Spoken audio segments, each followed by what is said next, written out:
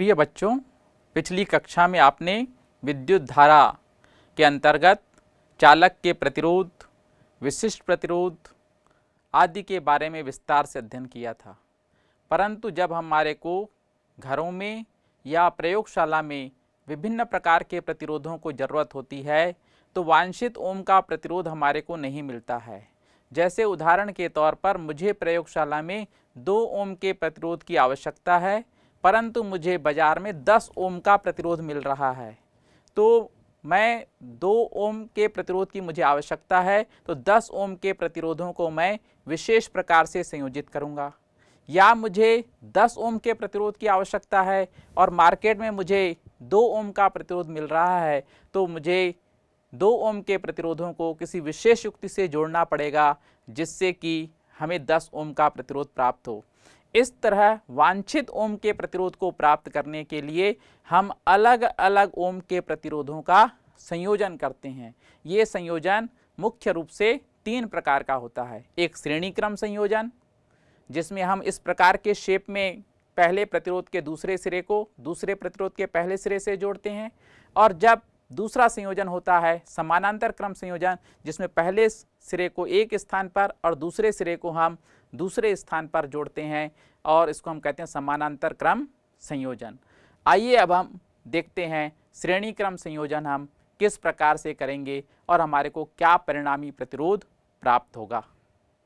आइए अब हम देखते हैं प्रतिरोधों का श्रेणी क्रम संयोजन किस प्रकार से किया जाता है। प्रतिरोध का श्रेणी क्रम संयोजन करने के लिए यदि हमारे पास 2 प्रतिरोध हैं तो पहले प्रतिरोध के अंतिम सिरे को दूसरे प्रतिरोध के पहले सिरे से जोड़ा जाता है। और यदि इसी प्रकार से हमारे पास तीसरा प्रतिरोध है तो तीसरे प्रतिरोध के पहले सिरे को दूसरे प्रतिरोध के दूसरे सिरे से जोड़ा जाएगा। और यह संयोजन नीचे जो हमने चित्र बनाया है उस चित्र के अनुसार से होगा। इस श्रेणी क्रम संयोजन में धारा I का मान सभी प्रतिरोधों में समान होता है और जो विभवांतर है वह अलग अलग होता है। तो इस बात को विशेष रूप से आप ध्यान रखेंगे कि जब हमको प्रतिरोधों को श्रेणी क्रम में जोड़ते हैं तो धारा का मान समान होता है और विभव का मान अलग अलग होता है। अतः हम गणना करते समय जो अलग अलग होगा उसको काउंट करेंगे। पहले प्रतिरोध R1 के सिरों पर विभव मापी लगा करके वोल्ट मापी लगा करके विभवांतर V1 को नापेंगे।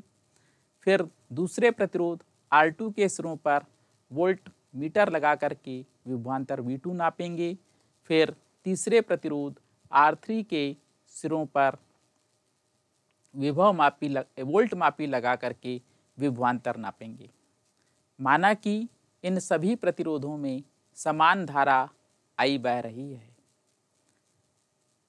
अतः पहले प्रतिरोध R1 के सिरों पर विभवांतर बराबर V1 बराबर I गुणित R1, समीकरण नंबर 1। दूसरे प्रतिरोध R2 के सिरों पर विभवांतर बराबर V3 बराबर I गुणित R2।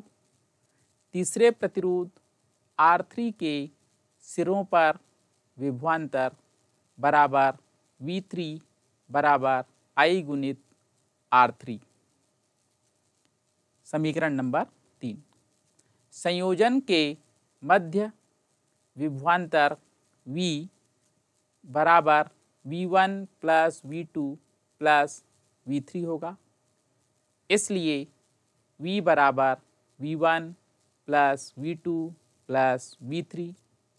V1, V2 और V3 का मान समीकरण 1, 2, 3 से रखें तो V बराबर V1 का मान IR1 प्लस V2 का मान IR2 समीकरण 2 से और V3 का मान समीकरण 3 से IR3। इस प्रकार V बराबर I R one plus I R two plus I R three. I को उभयनिष्ठ निकालने पर R one plus R two plus R three. यह ऐसा है कि संयोजन का तुल्य प्रतिरोध आर इक्विवेलेंट था, जो कि ओम के नियम से आर इक्विवेलेंट बराबर वी बटे आई।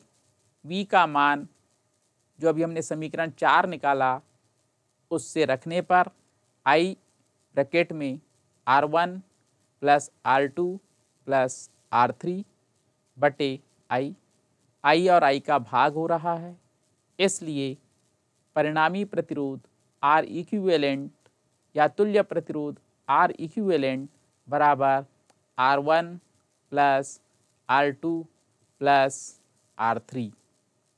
स्पष्ट रूप से यदि हमारे पास n प्रतिरोध जिनके प्रतिरोध क्रमशः R1, R2, R3 dash dash Rn हैं, तो उनका परिणामी प्रतिरोध R बराबर R1 plus R2 plus R3 plus Rn होगा।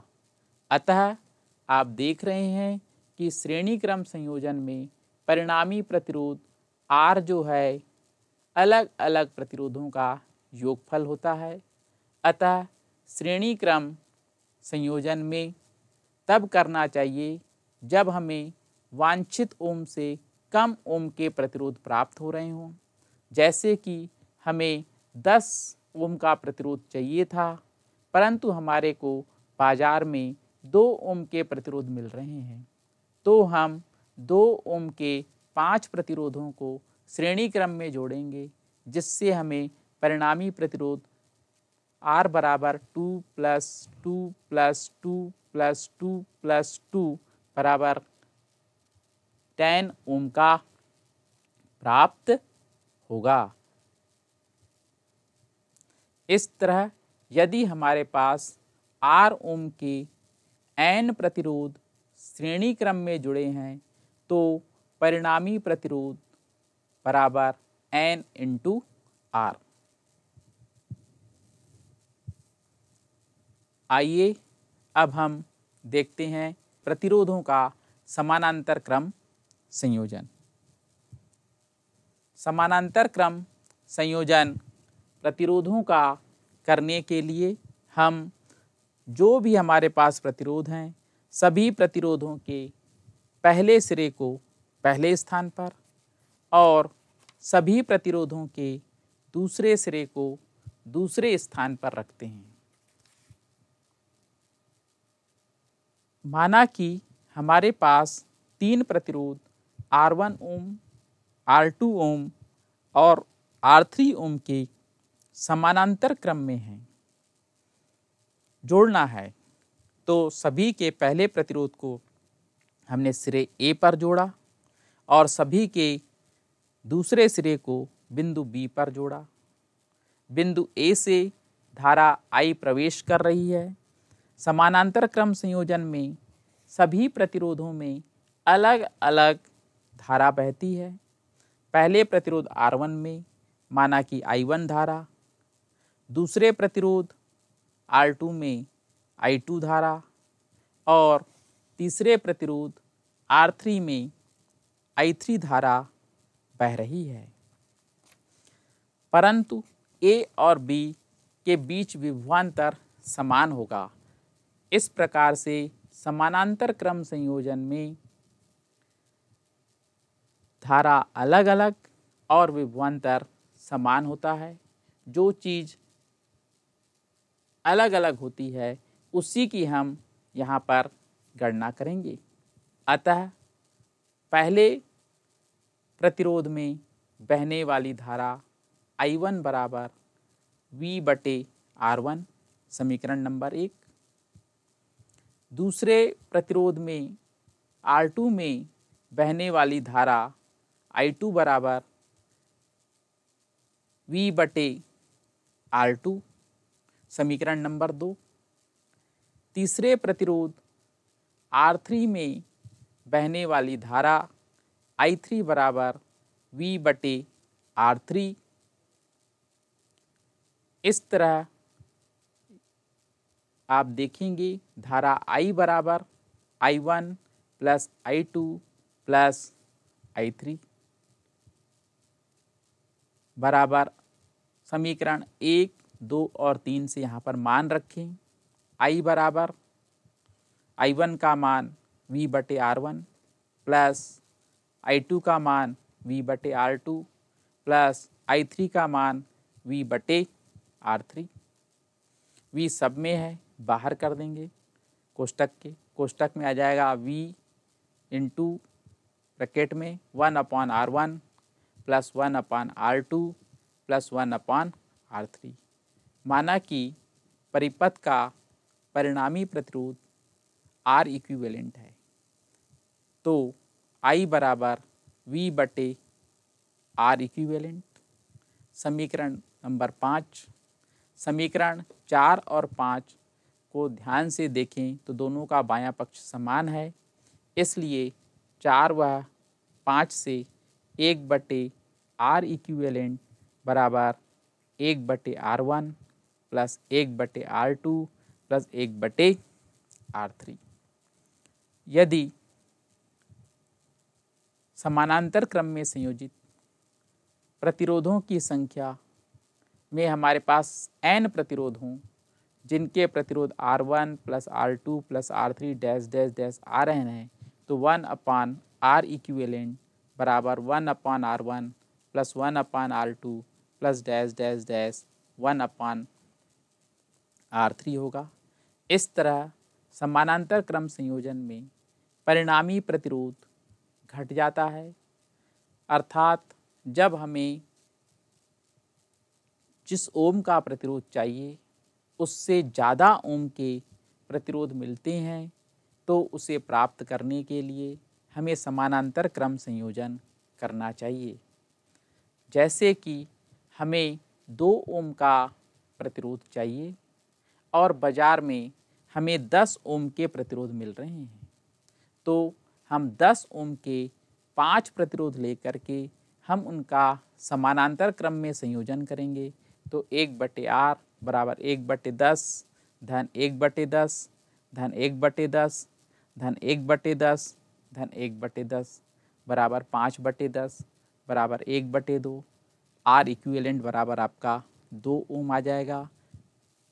इसी तरह यदि हमारे पास R ओम के n प्रतिरोध हैं और उन्हें हम समानांतर क्रम में जोड़ते हैं, तो परिणामी प्रतिरोध बराबर R/n होगा। इस तरह जब भी आपको श्रेणी क्रम संयोजन करना हो तो परिणामी प्रतिरोध बढ़ जाता है, और जब आप समानांतर क्रम संयोजन करेंगे तो परिणामी प्रतिरोध घट जाता है। इस चीज़ का विशेष रूप से ध्यान रखेंगे। आइए अब हम एक अलग परिपथ पर विचार करते हैं जिसमें 3 प्रतिरोध आपके पास हैं, R1, R2 और R3। R2 और R3 को हमने समानांतर क्रम में जोड़ा है और उसके साथ R1 श्रेणी क्रम में है, तो R2 और R3 का परिणामी 1/R23 इक्विवेलेंट बराबर 1/R2 plus 1/R3। R23 equivalent बराबर R2 इंटू R3 बटे R2 प्लस R3। हमने लघुत्तम लिया, R2 और R3 लघुत्तम हो गया और यहाँ पर आ जाएगा R2 प्लस R3। अब रिवर्स कर देंगे तो R equivalent to 3 equal to R2 into R3 upon R2 plus R3। अब इनके साथ हमारा जो प्रतिरोध R1 है वह श्रेणी क्रम में जुड़ा हुआ है, इसलिए परिणामी प्रतिरोध R बराबर R equivalent to 3 plus R1।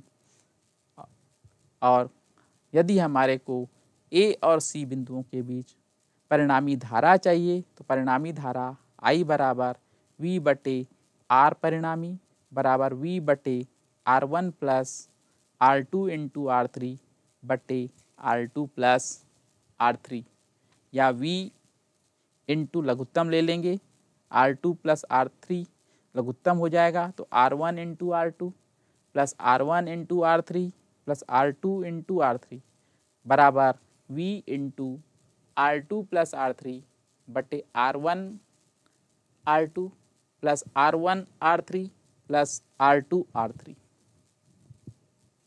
आइए अब हम देखते हैं किसी सेल के विद्युत वाहक बल और उसके आंतरिक प्रतिरोध के बारे में।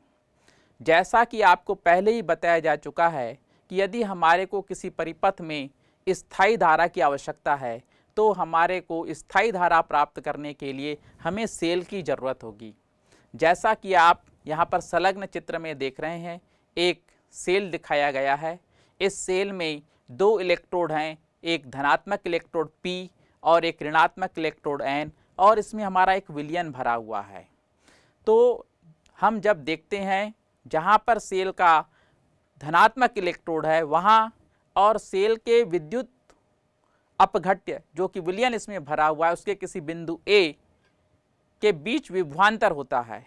यह विभवांतर P और A के बीच धनात्मक होगा क्योंकि P हमारा पॉजिटिव इलेक्ट्रोड है। इसी तरह जो हमारा दूसरा इलेक्ट्रोड है निगेटिव इलेक्ट्रोड जिसको हमने यहाँ पर N से दर्शाया है, इस N और विलयन के किसी बिंदु B के बीच ऋणात्मक विभव होगा जिसे हम माइनस V माइनस कहेंगे। जब सेल से धारा नहीं ली जाती है तब पूरे सेल में सभी बिंदुओं पर विभव समान होता है, अतः P और N के बीच विभवांतर V positive minus V negative बराबर V positive plus V negative. ये जो दोनों इलेक्ट्रोडों के बीच विभवांतर है, जब हम सेल से धारा नहीं ले रहे हैं तो इन दोनों इलेक्ट्रोडों के बीच जो विभवांतर होगा वह सेल का विद्युत वाहक बल कहलाता है, जिसे हम इलेक्ट्रोमोटिव फोर्स कहते हैं। तो इस तरह जब कोई सेल खुले परिपथ में हो अर्थात हम सेल से धारा नहीं ले रहे होते हैं तो उसके दोनों इलेक्ट्रोड यहाँ पर जो P और N है उसके बीच जो विभव का अंतर होगा उसे हम सेल का विद्युत वाहक बल कहेंगे और इसे हम स्मॉल e से दर्शाते हैं। कुछ पुस्तकों में इसको E से दर्शाया जाता है। इसका मात्रक भी वोल्ट होता है। तो सेल का विद्युत वाहक बल इस शब्द का वहाँ उपयोग किया जाता है जहाँ पर कोई धारा का स्रोत धारा को उत्पन्न करता है, वहाँ पर हम उसे विद्युत वाहक बल शब्द से दर्शाते हैं और उसका मात्रक वोल्ट होता है। अब थोड़ा सा सोचिए कि यदि हम इस विद्युत वाहक बल के साथ इसके बाहर में एक प्रतिरोध आप देख रहे हैं संलग्न चित्र में दिखाया गया कैपिटल R, इसमें हम सेल से धारा भेज रहे हैं और ये धारा हमारी C से D की ओर बह रही है। ये धारा जो C से D की ओर बह रही है विलयन के बाहर इलेक्ट्रोड के P से N सिरे की ओर जाएगी और सेल के भीतर यह धारा N से P की ओर जाएगी। तो जब कोई सेल से हम धारा लेते हैं तो धारा बाह्य में पॉजिटिव इलेक्ट्रोड से नेगेटिव इलेक्ट्रोड P से N की ओर जाती है और सेल के भीतर वह N से P की ओर जाती है। तो जो विलयन है यह विलयन धारा प्रवाह के मार्ग में रुकावट डालता है। तो सेल का विलयन जब धारा प्रवाह के मार्ग में रुकावट डालता है उसे हम सेल का आंतरिक प्रतिरोध कहते हैं और उसे हम स्मॉल r से दर्शाते हैं। इसका मात्रक ओम होता है। अब देखिए पहले प्रारंभ में जब N से P में कोई प्रतिरोध जो है R का मान वह अनंत हो, यहाँ पर जो हमने प्रतिरोध R लगाया है यदि इस R का मान अनंत हो तो I बराबर हमारे पास सूत्र होता है ओम के नियम के अनुसार I बराबर V बटे R। R का मान अनंत है तो धारा का मान शून्य होगा। इसलिए सेल का विभवांतर V बराबर P से A के बीच विभवांतर प्लस A और B के बीच विभवांतर और B और N के बीच विभवांतर। तो P और A के बीच विभवांतर आपने V पॉजिटिव लिया था, A और B के बीच विभवांतर आपका हो जाएगा I इंटू R तथा B और N के बीच विभवांतर हो जाएगा आपका V माइनस। तो V प्लस और V माइनस ये आपका सेल का विद्युत वाहक बल E हो जाता है, माइनस I इंटू R जो विभवांतर था। अब देखिए प्रारंभ में आपका I 0 था, इसलिए विद्युत वाहक बल E बराबर दोनों इलेक्ट्रोडों के बीच का विभवांतर। जब हम सेल से धारा लेंगे तो V बराबर I इंटू R होता है। अब दोनों समीकरण एक जैसे हैं, दोनों के बाएं पक्ष बराबर हैं, इसलिए इनका दायां पक्ष भी बराबर होगा। I इंटू R बराबर E minus I into R, पक्षांतर कर दीजिए, I into R capital R plus I into small r बराबर सेल का विद्युत वाहक बल E। I कॉमन निकाल दीजिए, I इंटू ब्रैकेट में capital R plus small r equal to capital E, इसलिए I equal to E upon capital R plus small r। प्रारंभ में जब हम सेल से धारा नहीं लेते हैं तो कैपिटल R हमारा 0 है, इसलिए I मैक्सिमम बराबर कैपिटल E बटे स्मॉल r। तो इस प्रकार से आप देख रहे हैं, ये था सेल का विद्युत वाहक बल E और उसके आंतरिक प्रतिरोध में संबंध। प्रिय बच्चों, हमने विद्युत धारा, प्रतिरोध और विशिष्ट प्रतिरोध, सेल का विद्युत वाहक बल, सेल के आंतरिक प्रतिरोध आदि से संबंधित विभिन्न प्रकार के सूत्र और समीकरण देखे, परंतु ये सभी सूत्र और समीकरण जो श्रेणी क्रम में आपने निकाले, समानांतर क्रम में निकाले, हर जगह उपयोग में आए या उनके द्वारा किसी परिपथ का विश्लेषण किया जाना संभव नहीं है। अतः किरचॉफ ने विद्युत परिपथ से संबंधित विभिन्न विश्लेषणों का, परिपथों का अध्ययन करने के लिए मुख्य रूप से 2 नियम दिए। इसमें से पहला नियम उन्होंने जो दिया था वो था संधि का नियम, और दूसरा जो नियम था वह बंद पाश या लूप का नियम था।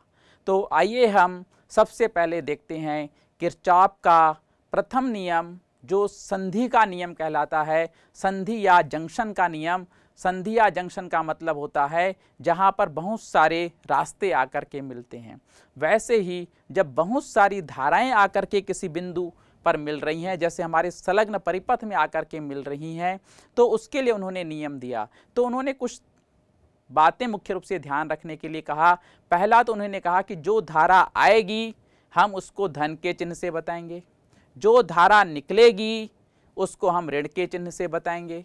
साथ ही वो विद्युत वाहक बल जिसमें हम सेल के धन सिरे से ऋण सिरे की ओर जाएंगे उसको हम ऋण के चिन्ह से बताएंगे विद्युत वाहक बल को, और जिस सेल में हम सेल के ऋण से धन सिरे की ओर जाएंगे वहाँ पर हम विद्युत वाहक बल को धन के चिन्ह से बताएंगे। तो आइए देखते हैं हम सबसे पहले किरचॉफ का संधि का नियम। उन्होंने बताया कि किसी संधि पर, जैसे यहाँ पर संधि है O, तो संधि O पर आने वाली समस्त धाराओं का बीजीय योग 0 होता है। अर्थात किसी संधि पर आने वाली धाराओं का योगफल संधि से निकलने वाली धाराओं के योगफल के तुल्य होता है। इस चित्र में आप देख रहे हैं तो बहुत सारी धाराएं आ रही हैं और बहुत सारी धाराएं जा रही हैं। आप देख रहे होंगे इस चित्र में धारा I1 आ रही है, धारा I2, I3, I5 निकल रही है, I4 और I6 आ रही है। इसलिए आने वाली धारा को हम प्लस का साइन लेंगे, जाने वाली को माइनस। तो आपका हो जाएगा I1 minus I2 minus I3 plus I4 minus I5 plus I6 बराबर 0, या I1 plus I4 plus I6 equal to I2 plus I3 plus I5। इसे हम summation of I equal to 0 भी कहते हैं। दूसरा जो उन्होंने महत्वपूर्ण नियम दिया वो था लूप या बंद पाश का नियम। किसी बंद पाश या किसी बंद लूप में किसी बहने वाली धारा और उसके संगत प्रतिरोध के गुणनफल का बीजीय योग उस परिपथ में लगे हुए समस्त सेलों के विद्युत वाहक बलों का बीजीय योगफल होता है, अर्थात summation of I into R equal to summation of E। यहाँ पर आपको एक बंद लूप दिखाया गया है A B C D E F। इसमें आप देख रहे हैं A से B सेल लगा हुआ है जिसका विद्युत वाहक बल E1 है और वहाँ पर प्रतिरोध R1 है। CD हिस्से में प्रतिरोध R2 और सेल E2 लगा हुआ है और EF में एक प्रतिरोध हमारा R लगा हुआ है। तो हम यहाँ पर बंद loop A B C D A में इस नियम को लगाएंगे। तो देखिए धारा और प्रतिरोध का गुणनफल, ए बी भाग में धारा I1 आ रही है, I1 का संगत प्रतिरोध R1 से गुना करेंगे I1 इंटू R1 और उसमें माइनस का साइन लगेगा क्योंकि धारा जिस दिशा में हम जा रहे हैं ए से बी उसके विपरीत आ रही है। BC भाग में कोई प्रतिरोध नहीं है। फिर आप देखेंगे CD भाग में धारा I2 जा रही है, कौन से प्रतिरोध से जा रही है? R2 से, तो हो जाएगा प्लस I2 R2। फिर DA भाग में कोई धारा नहीं है, बराबर हो जाएगा। सेल में आप देख रहे हैं धन से ऋण जा रहे हैं तो प्रथम सेल का विद्युत वाहक बल E1 माइनस, BC में कोई सेल नहीं है। फिर CD में सेल है जिसका विद्युत वाहक बल E2 है, उसमें माइनस से प्लस जा रहे हैं इसलिए उसमें प्लस का साइन लगेगा। तो इस प्रकार से हमारा बंद लूप का नियम जो हुआ यहाँ पर minus I1 R1 plus I2 R2 बराबर माइनस E1 प्लस E2। इस तरह साइन बदलेंगे I1 R1 minus I2 R2 बराबर E1 माइनस E2। अब हम देखते हैं व्हीटस्टोन सेतु का सिद्धांत, व्हीटस्टोन ब्रिज का सिद्धांत। इस सिद्धांत को व्हीटस्टोन नामक वैज्ञानिक ने बताया था। जिस प्रकार आप देखते हैं सेतु या पुल उस स्थान पर बना रहता है जो दो समान ऊंचाई के स्थानों को जोड़ता है। दो समान ऊंचाई के स्थान को जोड़ने वाला, जैसे दो समान ऊंचाई के प्लेटफार्म उसको जोड़ने के लिए रेलवे स्टेशन पर बना रहता है, वैसे ये जो परिपथ है दो समान विभव के बिंदुओं को जोड़ता है। दो समान बिंदुओं के विभव को जोड़ने के कारण यह सेतु कहलाया और व्हीटस्टोन ने बताया, इसलिए इसको हम कहते हैं व्हीटस्टोन सेतु का सिद्धांत। इस सिद्धांत के अनुसार यदि किसी चतुर्भुज की चार भुजाएं चार संलग्न प्रतिरोधों को प्रदर्शित करें और उस चतुर्भुज के एक विकर्ण में धारा भेजी जाए परंतु दूसरे विकर्ण में धारा न बहे जहां पर विभव समान है, तो चतुर्भुज के संलग्न भुजाओं में लगे प्रतिरोधों का अनुपात समान होता है। अर्थात यहाँ पर प्रतिरोध संलग्न भुजाओं में P, Q, R और S हैं, तो P/Q बराबर R/S।